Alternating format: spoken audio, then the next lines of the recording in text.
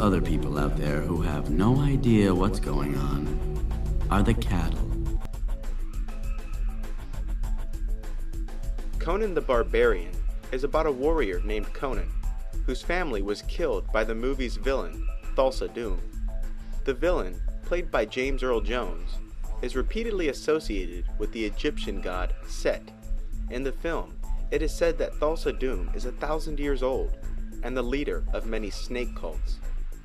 Similar to the story of Horus spoke of earlier, Conan, played by Arnold Schwarzenegger, goes on a quest to avenge his father's murder. Not only is Thulsa Doom associated with Set, but with the All Seeing Eye as well. The only snakes I know of are those of Set and those cursed towers. They have spread to every city. 2-3 years ago, it was just another snake cult. Now, everywhere. In your hand, you hold my light, the gleam in the eye of Set. An episode of South Park also contains the All-Seeing Eye and Pyramid. In this episode, Kyle is extremely ill and his patients consult a local mystic for a natural and homeopathic cure for Kyle's ailments. This mystic, whose name is Misinformation, is a fraud and claims that Kyle is improving, while in reality, his condition continues to worsen. In the film Sleepy Hollow, a skeptical investigator is sent to a small town to investigate a series of murders which the locals claim were committed by a headless horseman, despite the notable handicap of being dead. Investigator Ichabod Crane, played by Johnny Depp, was originally quite skeptical of the existence or possibility of a headless horseman who rides the night slaying local townfolk. Only after a direct encounter with the headless horseman does he finally shed his disbelief. The villain of the movie, a witch that would later reveal herself, disapproves with Constable Crane's snooping and begins setting traps for the investigator. One of those traps was the evil eye drawn beneath Ichabod's bed, which he discovers by chance. The Cartoon Network series Samurai Jack is about a hero named Samurai Jack who is sent forward in time against his will to find himself in a future created by his arch enemy. In one of his many adventures, Samurai Jack attempts to break into the villain's many fortresses in order to steal an object with incredible power, powerful enough to send Samurai Jack back to the past so he can prevent the accursed future his nemesis has created. This pyramidal fortress is covered from head to toe with all-seeing eyes.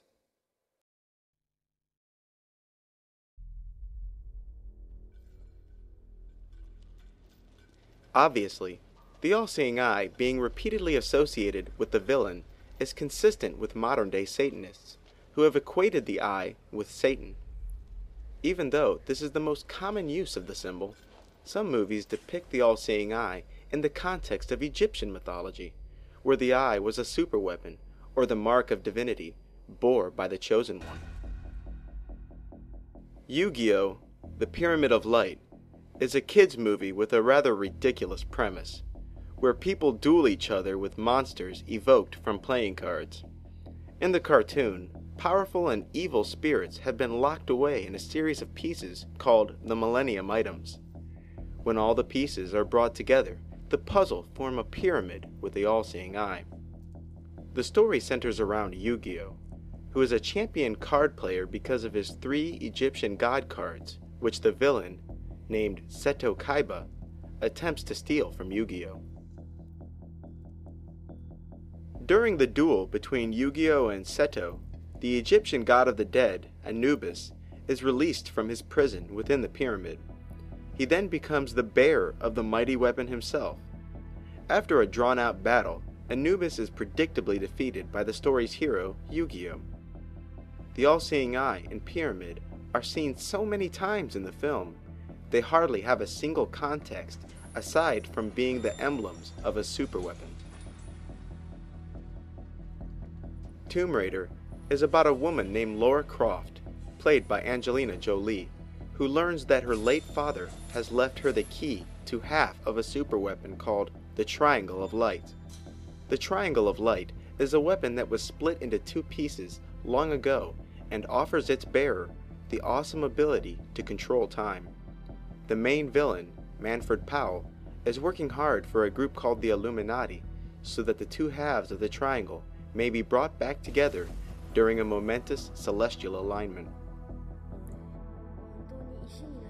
Right before the Illuminati succeed in gaining the power of God by bringing together the two halves, they are betrayed by Manfred Powell, who himself attempts to bring the two pieces of the triangle together. Lara Croft foils his plan and destroys the Triangle of Light so that it could never again endanger the world. In Tomb Raider, the All Seeing Eye is both the insignia of the Illuminati and the superweapon they pursue. The secret society known as the Illuminati, devious, dangerous men who seek to fulfill an ancient prophecy by reuniting the two halves.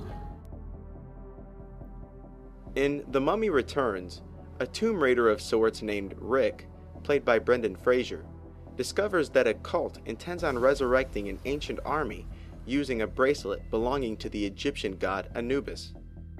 The cult intends on unleashing and commandeering the army of Anubis.